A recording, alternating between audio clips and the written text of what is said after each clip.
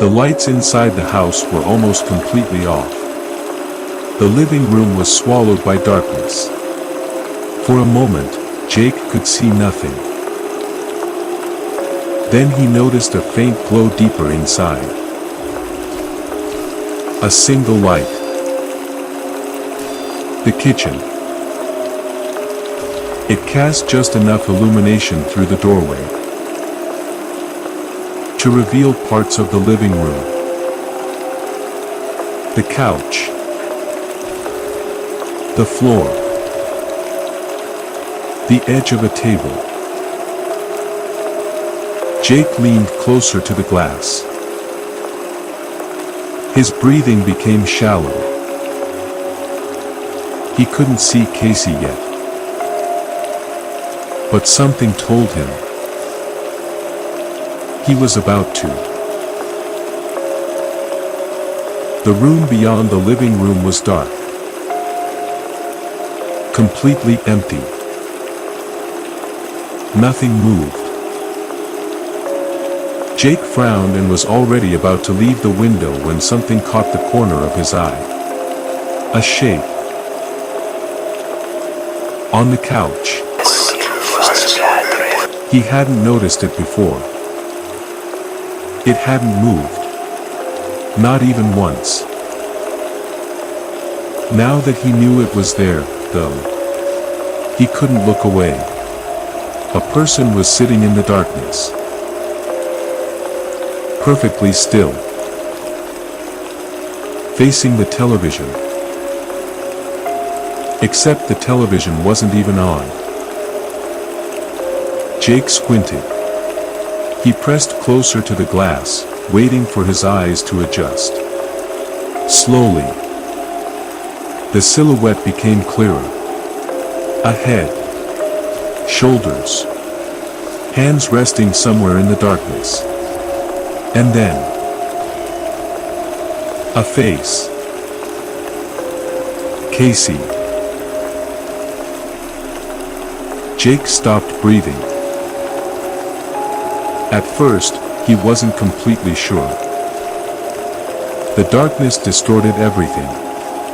Maybe it was just the shape of someone sitting on the couch.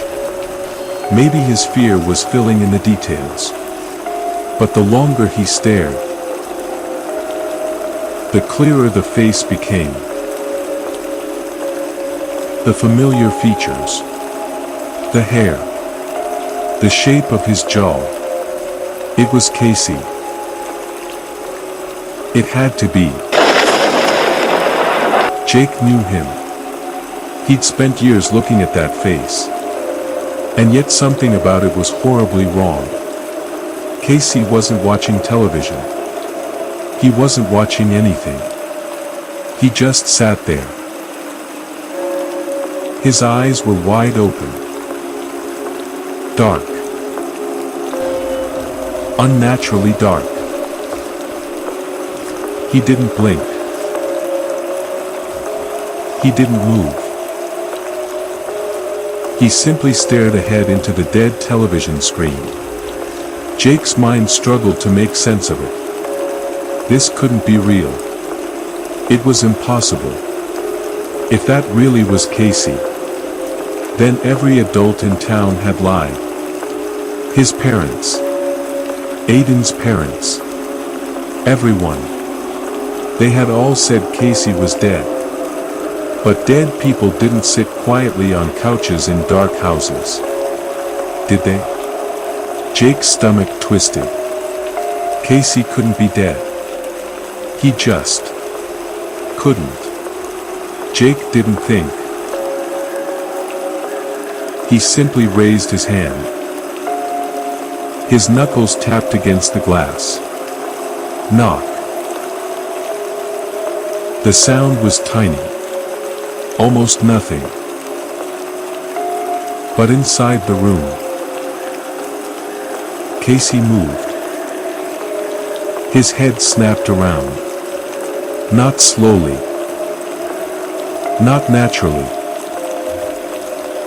It jerked toward Jake with such violent speed that Jake's entire body recoiled. It was like there were no bones or muscles controlling the movement. Just a sudden snap. Kacey's face was now pointed directly at him. Jake froze. The two enormous dark pits where Kacey's eyes should have been seemed to catch the faint silver light from outside. They reflected it. Not like human eyes.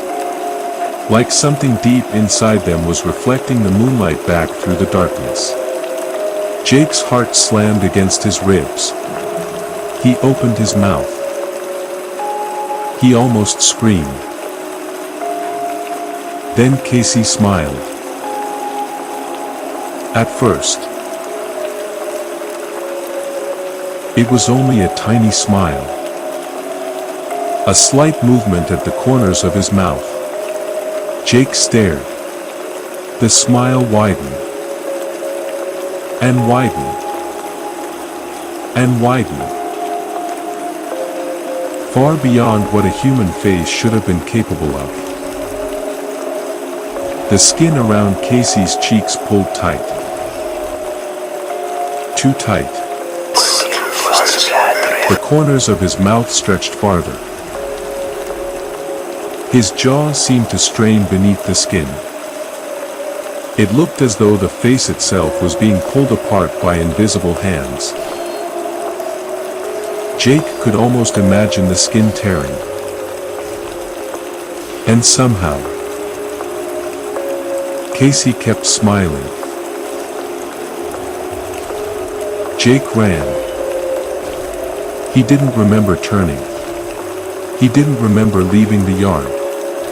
He didn't even remember deciding to escape. 1 second he was staring through the window. The next, he was sprinting down the street. He didn't stop when he reached Aiden. He didn't need to. Aiden took one look at his face and started running too. Together, they tore down the impossible street. Faster. Harder. Neither boy looked back. Neither wanted to know whether the thing in the house had followed. What did you see? Aiden gasped between breaths. Was it him? Jake could barely breathe. It looked like him. He forced the words out. But I don't think it was him. He swallowed air. I think it was something else. Something bad. The road stretched endlessly ahead. They ran until their legs burned. They ran until their chests felt ready to burst. They ran because stopping didn't feel like an option. Then, reality slipped. For one strange instant, Jake felt as though the world itself had lurched sideways. Like falling in a dream. That awful moment just before you wake up. And then, everything changed. Grass. Cold grass beneath their feet. Jake stumbled but kept running. The impossible street was gone. The strange houses were gone. They were back at the northern cemetery. The cemetery they'd entered hours ago. The proper cemetery. The real one.